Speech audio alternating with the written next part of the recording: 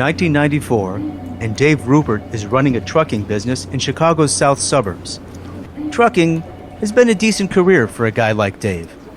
So this secretary of mine comes in to my office and said she's kind of shaking her head, there's somebody here who wants to see you, like, it's probably not somebody you want to see. The trucking business attracts a lot of, let's say, colorful characters. After many years in the trucking world, Dave has worked with his share of them. There's always somebody around, especially in Chicago, there's always stuff going on. You know, it's a very gray business. You know, not that what I was doing was gray, but you know, you got guys that work for you, and God knows what they're doing, you know, and they got your trailers at least, where they own the tractors. And there was just, you know, working on the south side of Chicago in the trucking business, every type of scam in the world. Dave doesn't know who's coming to see him or what they want, but he knows the possibilities, and they're not all good. Boy, you know, you weren't doing anything that should run up any flag.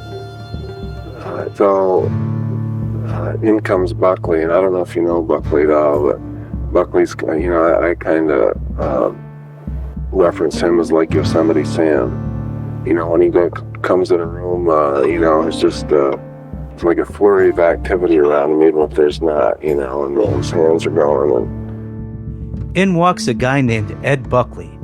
Dave says he reminded him of Yosemite Sam, the rootin' tootin' character from the old Looney Tunes cartoons. But Buckley wasn't a colorful acquaintance from the trucking business. So he comes in and, you know, he says David Rupert, and I says, yeah, and he says, you know, I'm with the FBI, and, you know, my name is such and such. Ed Buckley was with the FBI. Well, you know, immediately my mind starts flying through, you know, the possibilities that he's going to throw at me, you know, what he's going to ask me about, you know. Dave told us what went through his mind was simple. Oh shit, why the fuck is the FBI in my office? I knew at the time there was some FBI agents around asking some questions about me, but, you know, I didn't know whether there were stories about, you know what I mean? I just get it like third hand. The longer you listen to his stories, you realize there may be a few reasons the FBI would show up at Dave's office. Maybe this was about a $750,000 debt to the IRS, or allegations of smuggling using his trucks, or maybe someone shady from his past has decided to throw Dave under the bus. I'm Abdin Palish. I'm Bob Hergeth. In partnership with Entropy Media, this is Underbelly, the Rebel Kind. So there was just all kinds of rumors, and I was always an eccentric. I point a gun at you, you don't duck, and I shoot you, and that's your fault because you didn't duck. It's talking about shoving hot pokers up people's butts to maintain control. I had a history of attracting women that were maybe a little bit off base mentally. There wasn't anything specific that struck me about him at all. Did he strike you as a James Bond? No.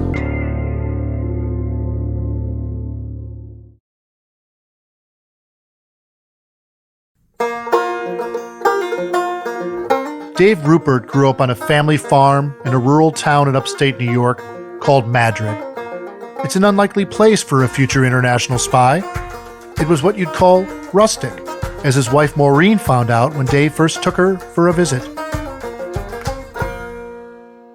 We had an outhouse until I was probably 7 or 8. It was funny because it was you see that building there, and she says, that's the outhouse. I said, we had a 2-holder. I said, you know, if you're really well off, you had 3-holders. Dave's family home had an outhouse, a 2-holer, he calls it. They lived a rural life. They knew how to survive and improvise, and maybe how to work around the law, skills that would come in handy much later in Dave's spy work. You would have grown up learning that you did what you had to do, you know, like it was illegal to spearfish down the river behind the house. But you did that because you had to have the fish to put in the freezer so you could eat in the winter. So hence, you know, my mother stayed up at the house and watched the game warden. And my father and brother and me and my father and brother went down there and spearfishing. Dave says the Rupert family illegally spearfished on the river behind their home, and his mom would keep an eye out for the game warden back at the house. My mother ran all the way to the river one night. It tore her legs up in the fences, crawling through the fence until my father, the game warden, had been down in front of the house. Wow. Yeah, I mean, that was just because family would have been known as like game outlaws, Spearfishing in rivers didn't make them criminal masterminds, but Dave and his family didn't worry too much about strict adherence to the law when it came to putting food on the table. And since their hometown was a short distance from the Canadian border, some locals took an opportunity to make a little extra cash that was common along any border: smuggling. When people cross a border almost every day, not every little thing gets declared. You went and hunted, and just like the smuggling, they say that we talk about smuggling. Well, they smuggle stuff, but they don't smuggle stuff because they become millionaires. They smuggle stuff because it helps make a living. And the smuggling that I spoke of was that my father used to take us when we were 5 or 6 and take us to Canada and stuff our fridges full of, of course, I was big for my age, so he put a lot in there, firecrackers. And so he'd bring them back and sell them to France. Smuggling will come up again and again in Dave's stories, but his quote-unquote history of smuggling, he says, really just goes back to his dad hiding fireworks in the kids' clothes and driving them back from Canada to sell at the factory where he worked. When Dave grows up, one of his main professions is being a trucker. There's something about driving that always appeals to Dave. It's a world he'll thrive in, and a place he'll meet other people who did what they had to do to put food on the table. It's right on the border with Ontario, Quebec, and New York, and they all come together like a 3 points all come together. And right where the 3 points come together, there's an Indian reservation there. The truck terminal Dave was running at that time was in upstate New York. It had been near a Native American reservation on the Canadian border that had long been a hotbed of smuggling. My terminal was the last non-Indian business before you went on the reservation. Just happened to be there, and I rented it. And I'd go out and take like a trailer check every morning, see what trailers we had in the yard, and I would miss trailers from time to time. And we couldn't find them, and then the next day they'd reappear. So I thought the Indians were coming up, and I thought they were stealing the trailers using the haul cigarettes. David wrongly assumed his trailers were being used by locals in the Mohawk Nation to facilitate smuggling, when in actuality, he says, it was his own guys doing the smuggling. I found out later that Paul and Dwight were smuggling the cigarettes. But Dwight knows the FBI and tells them that I was smuggling the cigarettes and that they need to go arrest me. He was mad over another deal up there because he got a bunch of money problems. Dave had encountered a lot of guys like these during his trucking career. So when FBI agent Ed Buckley walked into his office in 1994, he thought maybe someone he crossed paths with had been talking to the feds. Dave had been friends and enemies with some unscrupulous people. I've always had a fascination with hovercrafts. And I'm watching the gambling ships go in and out of John's Pass. And they go out. John's Pass is like Treasure Island. And I'd watch them go out. A few years before he'd end up in Chicago, around 1991, Dave had moved to Florida with his second wife. But after that divorce, Dave was living right there by John's Pass on Treasure Island. John's Pass is a narrow cut between islands off the coast of St. Petersburg, Florida.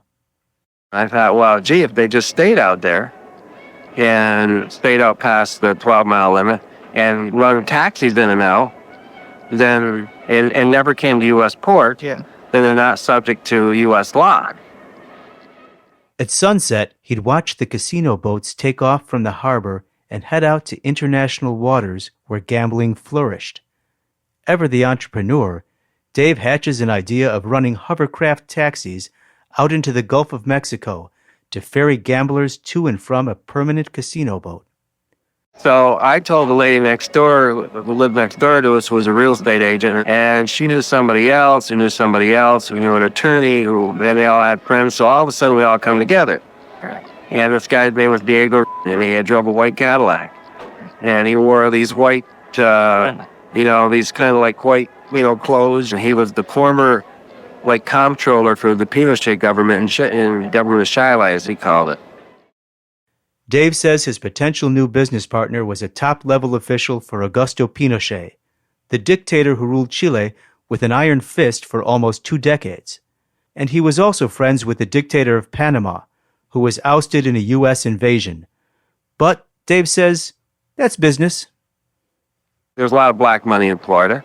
So I thought, well, if we had a Bank of Panama out on a ship, they can take it out there, and there's an attorney involved. I figured keep it all legal, you keep everything legal, as far as, and then we needed somebody in the gambling business. So I got a hold of a guy in Syracuse in the trucking business, and I knew that this guy had a friend by the name of Guy who I assume had connections to the mob, but he knew about the gambling business. So he came down. Just to recap, Dave is suggesting a casino that can operate outside of America's borders. And without ever re-entering American waters, the profits wouldn't be taxed. So, I went to Diego's house, great big palace up on Bel Air Bluffs. And so me and a guy in Diego go out to dinner at Lever Rocks, which is on St. Pete Beach. Yeah, they get drunk. And there wasn't either one of them are good drunks. And the guys talking about shoving hot pokers up people's butts to maintain control, and Diego's talking about just having executed. And I'm just dying of embarrassment. So Dave, future international spy, is out to dinner with 2 men who are loudly, drunkenly bragging about torturing and killing people. And they're getting louder. And, and so finally I got him out of there. I mean, here both people are talking about doing the same thing, only different, different modes. It became clear to Dave that this deal wasn't going to work. Well, the deal fell apart. It just didn't come together. Nobody had any money. The Dyers. Everybody thought the other person had the money. As it turns out, each thought the other was going to be the money man. And without the money, no deal. Dave always had out-of-the-box ideas for making money, and sometimes the people he encountered in his pursuits weren't exactly Boy Scouts. But even as he planned building a casino in international waters, he makes the point, keep it all legal. He knew how to stay out of trouble and found success in his endeavors while keeping his nose clean. But there was some speculation that he was involved in something illegal to make all this money he had. So there was just all kinds of rumors. And I was always, bit eccentric. I had a Rolls Royce, even though it was an older Rolls Royce. One time I had a DeLorean, and of course DeLorean got arrested in the coke business, nothing to do with DeLorean. I just happened to like the car. I bought it from a car dealer, and I bought it new. The DeLorean was an icon of the 80s. They chose it to put a time machine in for the Back to the Future movies. In northern New York, where most people drive 4-year-old Chevys, and it kind of sticks out. So there was all these rumors. One of those rumors came from a New York State trooper who once described Dave in a sworn affidavit as, quote, a street-smart criminal. But as Dave likes to point out, he didn't have a record.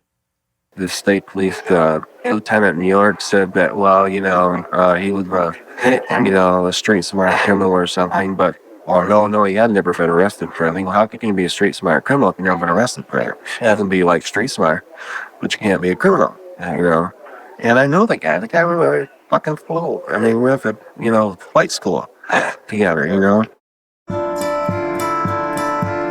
In another example of how unorthodox Dave is, he told us that he took pilot lessons in order to overcome his fear of flying. Even that brief stint in flight school raised some eyebrows. But that's just Dave. He grew up a game outlaw, as he said. He was a douser. He dealt with smugglers, drove a DeLorean and a Rolls Royce, and even rubbed elbows with friends of dictators. But none of that is why an FBI agent showed up at his office one day. The real reason Ed Buckley wanted to meet Dave didn't even cross his mind at first. It was all because of a woman he met one night at a bar.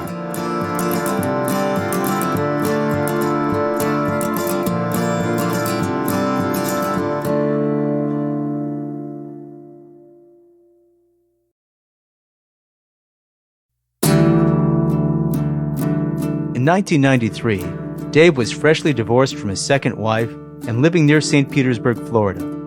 He's pretty dejected about the casino idea failing, and he's heading to his usual bar on the beach where bartenders know to set him up with single ladies. As he walks down Corey Avenue one night on his way for a drink at his usual bar, soft music on the breeze catches his ear from across the street. I was going to this bar that was across the street from an Irish pub, Harp and Thistle. As a result of used to hear the music of the Harp and Thistle, I kind of like the music of Irish music.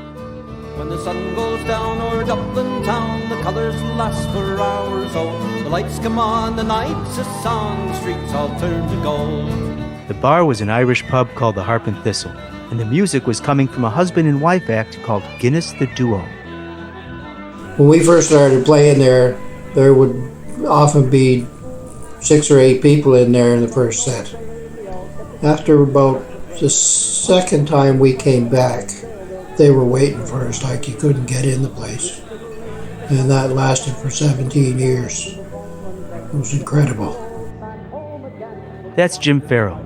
He and his wife Laura spoke to us from their home on Prince Edward Island off the east coast of Canada to reminisce on their time at the Harp and Thistle.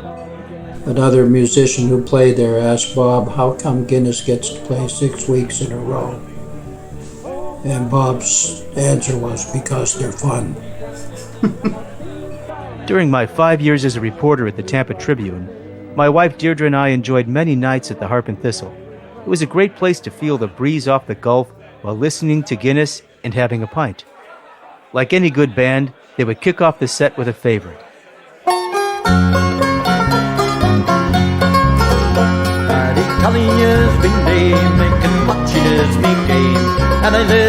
And that would just settle us into the night.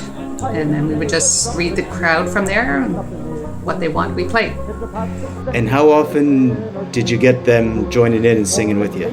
Lots. Pretty much whenever we wanted. They were always ready.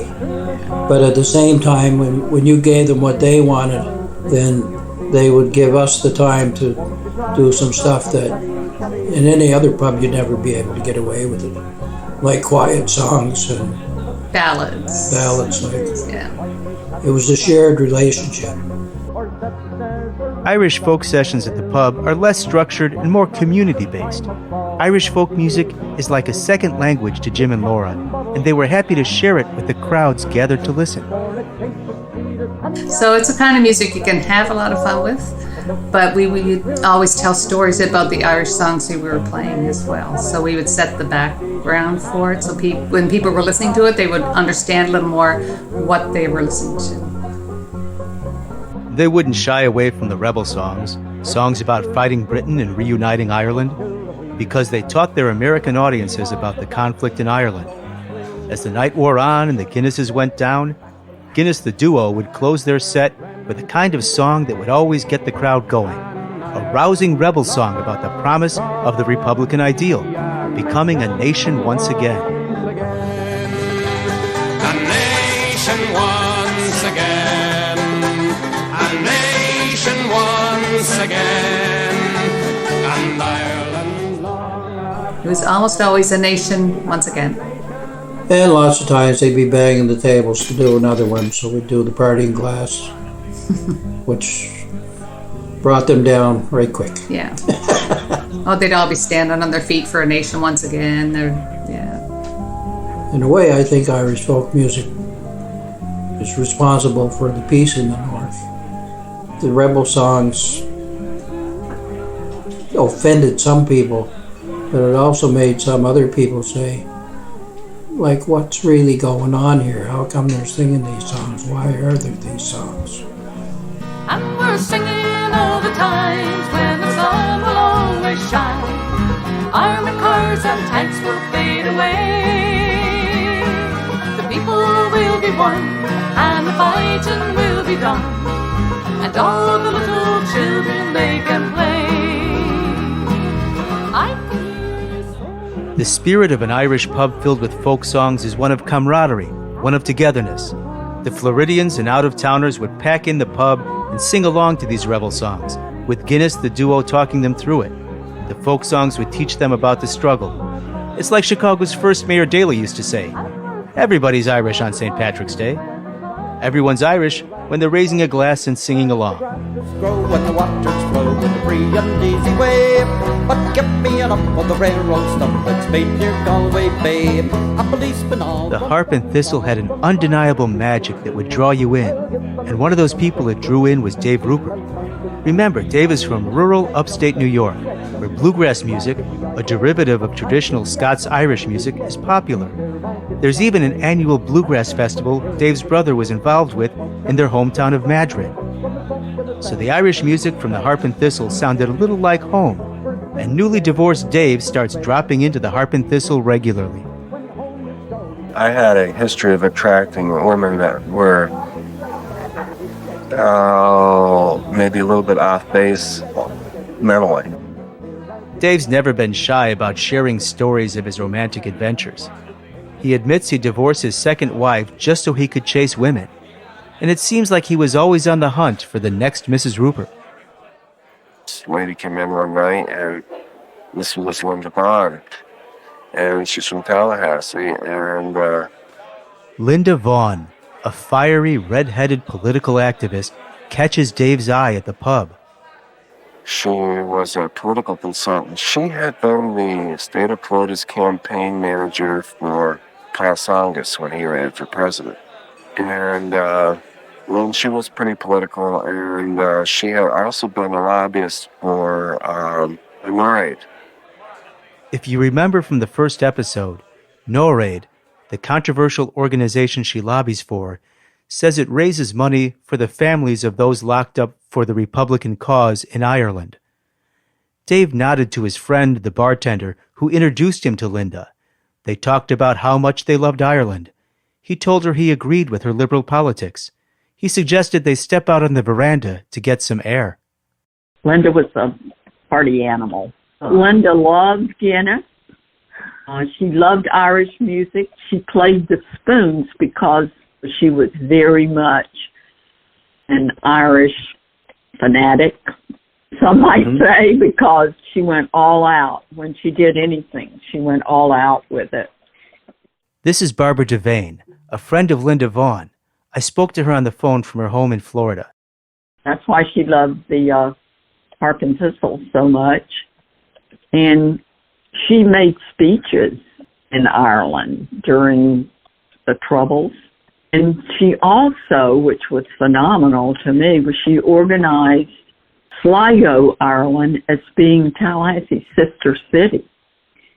More than just a pretty face, Linda Vaughn is the reason you can't smoke indoors in Florida. People who knew Linda, like former state representative Lars Hafner, who I spoke to at what's become of the old harp and thistle, says she was a force to be reckoned with in Florida's capital. She not only was known locally, but certainly in Tallahassee as she ran through the hallways. And because she was so assertive and aggressive, she actually took on some of the deemed black hat lobbyists up there that were lobbying for tobacco products and things. And she really would go toe to toe with them. So she was a real go-getter. A former Florida House Speaker told me Linda was known as the red-haired terror of Tallahassee. And she wasn't just a cog in the governmental machine. She commanded respect and had friends in high places, even the Oval Office. She and her husband would later play music at Jimmy Carter's 80th and 90th birthday parties. She was involved in everything. She just was one of those real outgoing people that everybody knew, and particularly anything about Ireland. This is a friend of Linda named Elaine Grace. Linda was a dynamo. That's just the best description you can give of someone like her. She entered a room and she was smiling and she was chatting and she was noticeable and friendly and loving. You'd get a hug from Linda, that's for sure.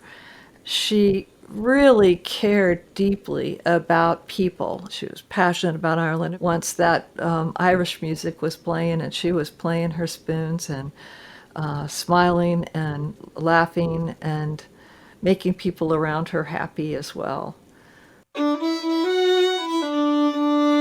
If you didn't notice, Linda Vaughn left a strong impression on so many people she met.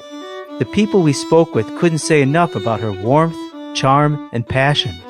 But it was her fierce Irish Republican beliefs that landed her in this story. Kevin Mangan, Linda's eventual husband of nearly 20 years, spoke to us from his home. He has a tracheostomy tube, so you'll hear the background noise of the machine as he speaks. And you can imagine it was difficult for him to speak with us, but he said it was important for him to share Linda's story.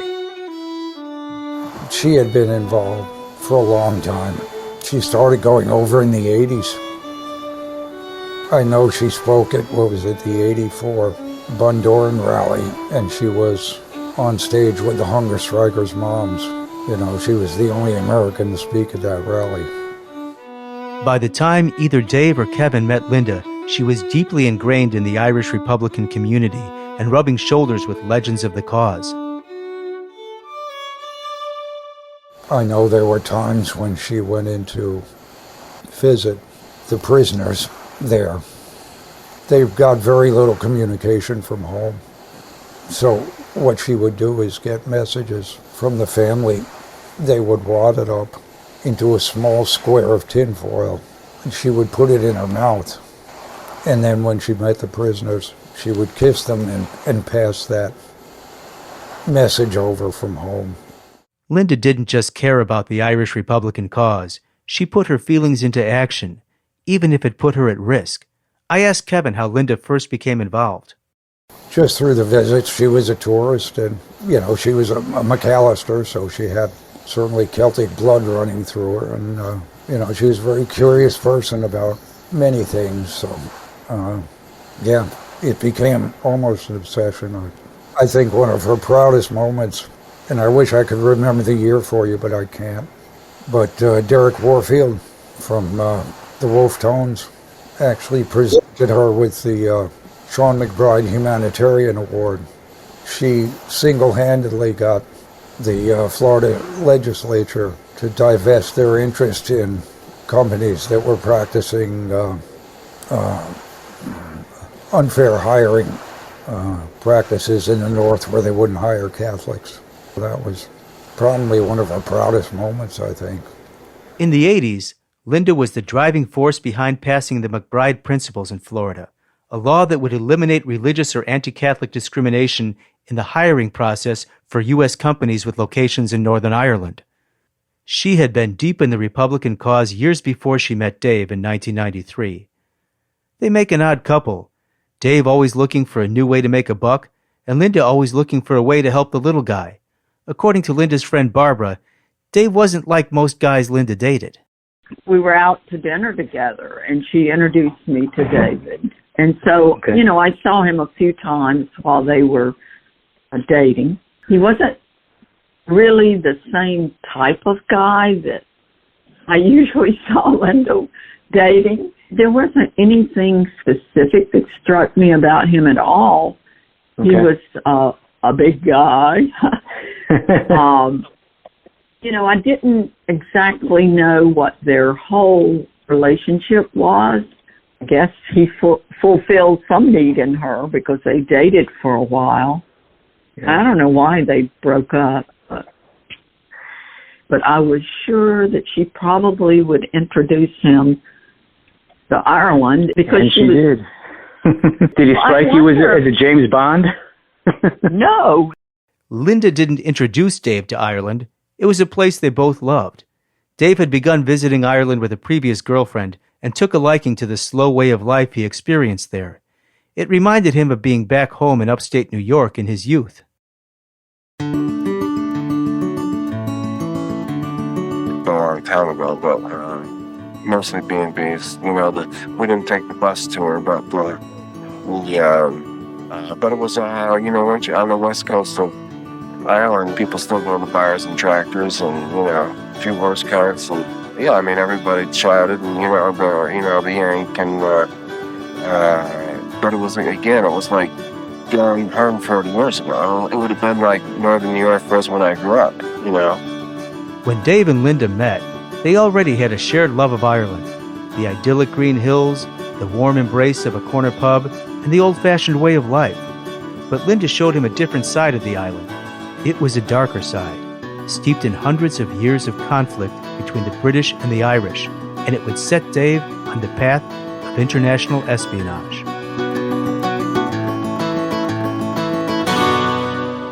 Linda introduced me to Joe O'Neill and to Vincey Murray.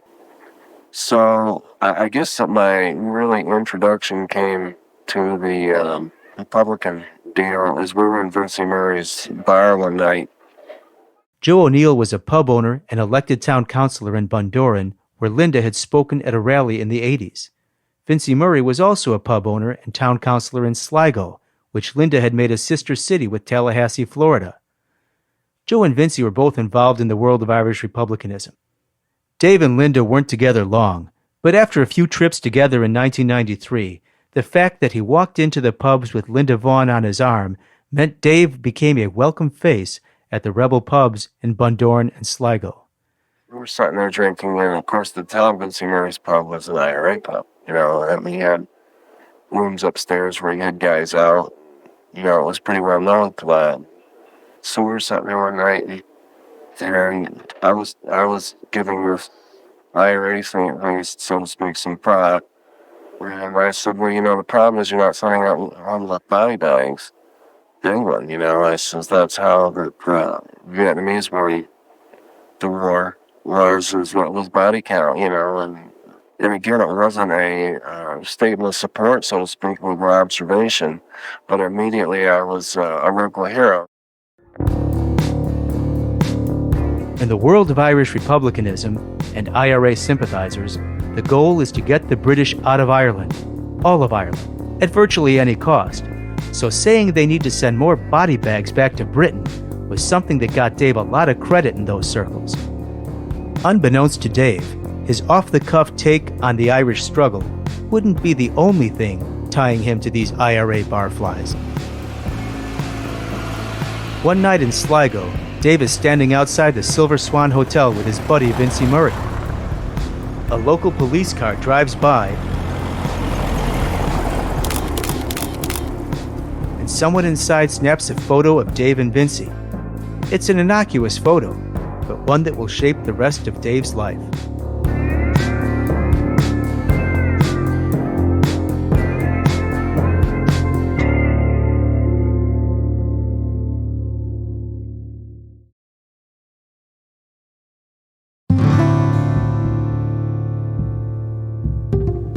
In 1994, as FBI agent Ed Buckley said in Dave's office, Dave and Linda Vaughn had already parted ways.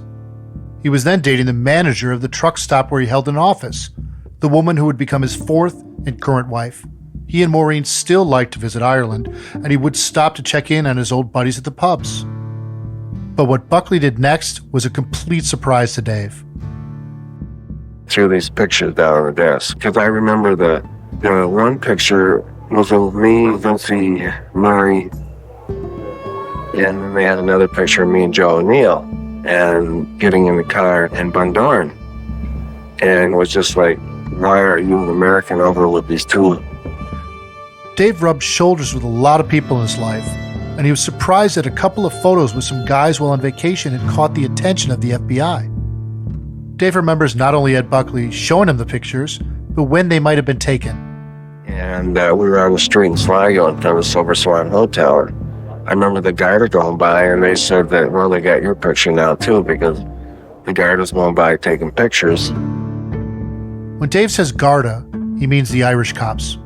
The original statement said they threw these pictures down on the desk, which he did, but then they couldn't find the pictures. So anyway, when Buckley mentioned about the Irish situation, I was relieved because I don't have nothing to do with it, Yeah. He said, you know who they are? I said, yeah, probably. He said, you know what they do? I said, oh, yeah. I said, they both hold pubs and they're both counselors. No, you know what they really do.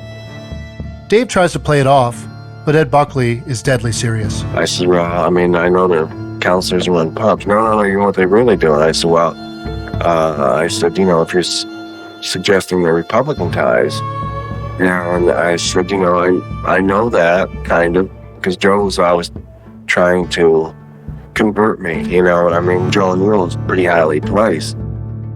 Although Dave played it cool, he began to see where this was headed. For all of Ed Buckley's bluster, Dave hadn't broken any laws by socializing with IRA members. He wasn't in trouble with the FBI. The FBI wanted his help.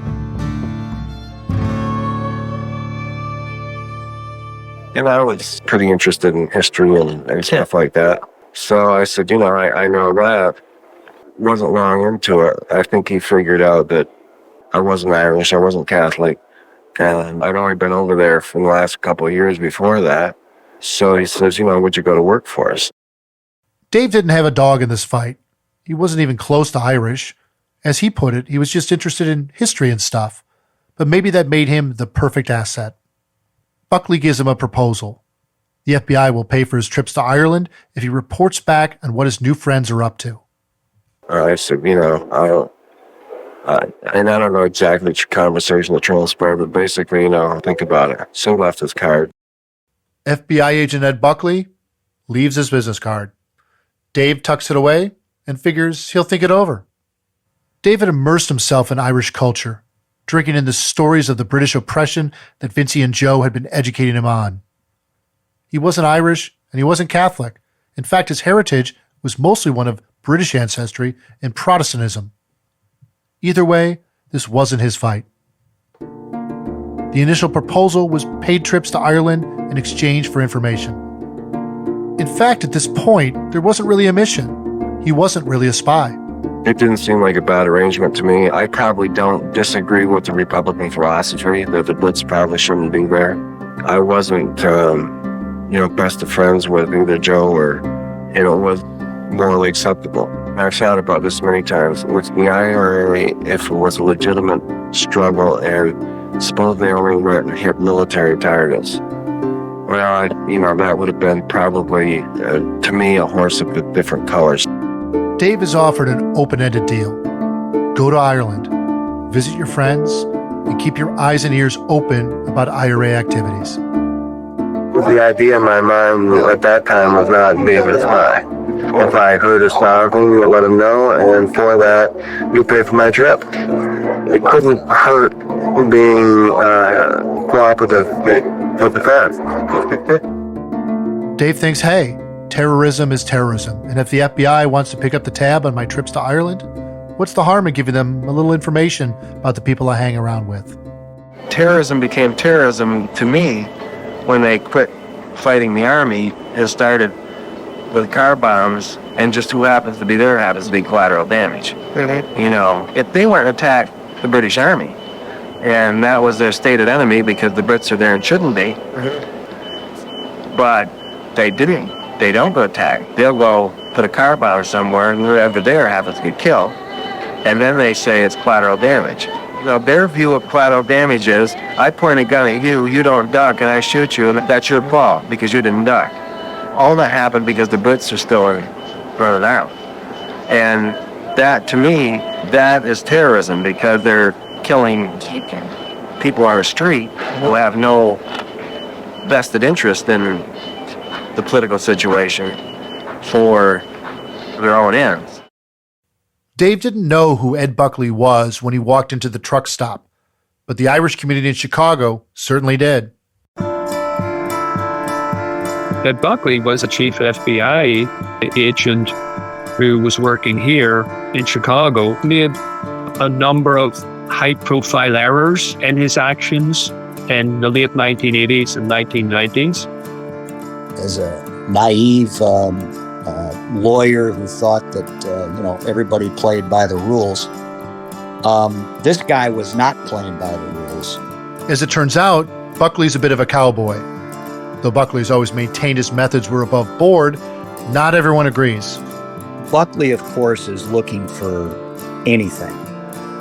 Buckley used that alleged connection to do a significant investigation of the Irish-American support network here. The fact that he tried to implicate them was ridiculous. That should have got him fired. Buckley should have probably been transferred to the Anchorage office. Dave doesn't know what he's getting into, but he's about to be thrown right into the deep end. That's next time on Underbelly, the Rebel Kind.